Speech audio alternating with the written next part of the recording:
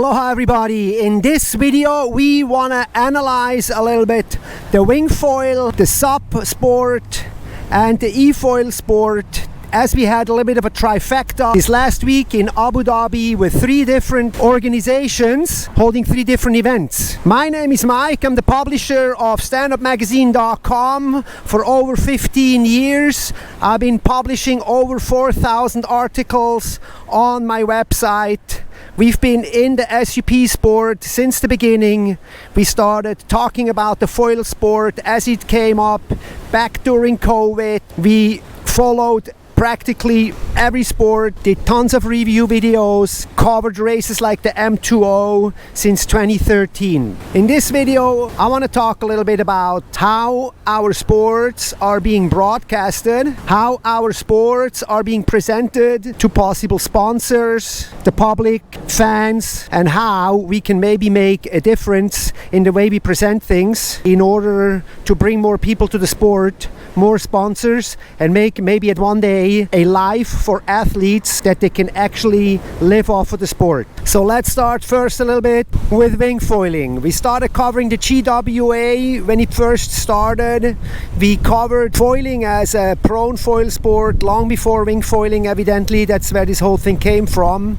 And the GWA has established itself as a private organization tour holding events around the world in such as waves and slalom racing, and we've been following them closely. Their YouTube channel has a decent amount of subscribers, something in the 10,000 range, and they get good viewership, and mostly they're doing a good job broadcasting the sport. Their production is very professional. There are good commentators, there are multiple camera angles, and overall it looks very professional, well sponsored. The industry rallied behind the GWA.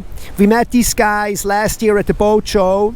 We actually had an interview with Tom when they just also founded the SFT, the Surf Foil Tour. That was the tour that starts covering everything foil non-wind. They had some very successful moments in Europe with pump foil events, which is growing rapidly. Their YouTube channel is still small. They still have a very few viewers there. It's still small. And e-foiling, gosh, I didn't even know that was a thing. Guys racing on very expensive equipment around buoys, but hey, why not? It came to Abu Dhabi and they made an event out of it and they covered it very well.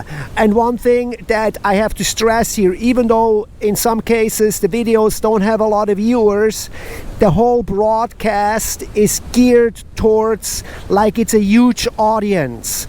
It makes it look like, wow, this is a thing, this is huge, multiple camera angles. They have highlight reels with the GWA and the SFT, and everything is being put up very professional. Viewership, of course, we can question that, how much that is and how good that is. It is still little. It shows it's a small sport.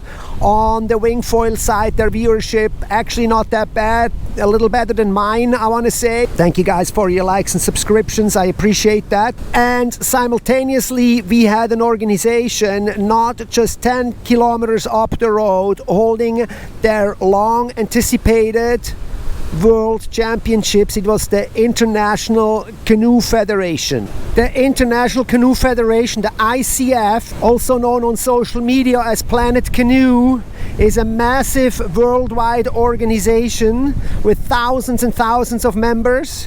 Their YouTube channel alone has 345,000 subscribers.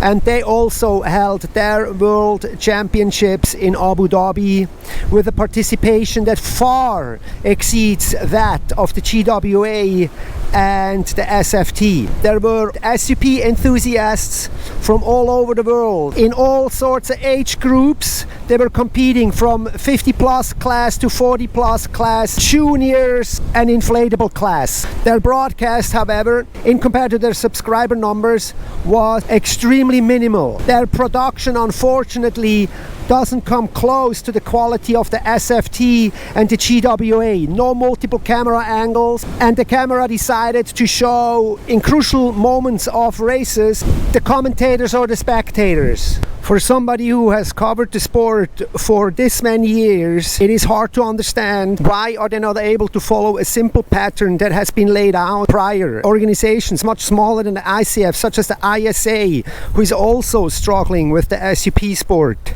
can do a better production. We had a lifelong APP coverage since their inception. They had a great production, yet failed to deliver at the very end. Why an organization like the ICF, and yes, we do understand that they do have local organizers, but why are they not able to make the SUP sport more appealing to the broader public is a big mystery to me. It wouldn't really take all that much. All you need is a few camera angles, a couple of backsplashes, a halfway decent studio, and a great editing tool, and you can create highlight reels like the SFT and the GWA do. In fact, we do have the ISA SUP World Championships coming up here pretty soon, next week in fact, and we will have a straight comparison there yet again. And the question is, what is going to happen to our sports? What is going to happen to our sports such as wing foiling? Where is this going to go? How is it being presented? Are sponsors attracted, and are, most importantly, viewers and fans attracted to the YouTube videos? And for those who are interested, you can just go on to the respective YouTube channel of all those organizations and just figure it out. For me personally, I just can't understand when you have enthusiastic commentators, you have names in the sport, you have great athletes, even though this year a few of them were missing, but you have all the ingredients as far as human resources go to tell a great story, and then this is what we get. And I did have a conversation with other people about this before, and if we keep selling a sport looking like a hobby, if we keep making it look like a hobby sport, it will always stay a hobby sport. Outsiders will look at this like this is a hobby event with cameras shooting up the light, and we're following silhouettes, and we're watching spectators in the very greatest moment of a technical final.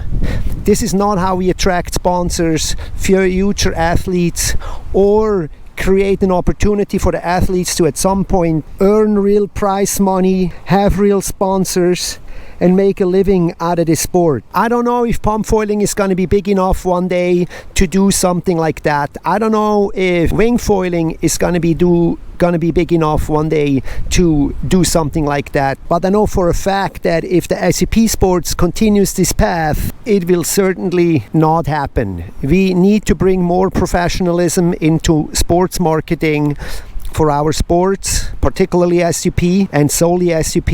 We need private for-profit organizations who are in the business of making money and selling the sport, and not federations who are sitting on the financial dependency of their members or the goodwill of government grants. This is not how we're going to move forward. We need to create a FOMO, a fear of missing out, that has organizers racing to the top, broadcasting the best of the best with the best equipment, the best camera angles, the best commentators, which we have, by the way, which we have the best athletes, and this is how we're going to get to the top.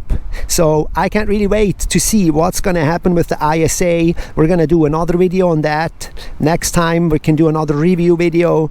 With that being said, I can only hope that we are going to find some people who are willing to sponsor sports marketing, who are willing to sponsor such events, so there can be a decent production and we can show the SUP sport to what it really is, have the awesome characters, athletes showcasing who they are, and tell the real story behind it, as there is so much to tell, like we're going to do in the next video.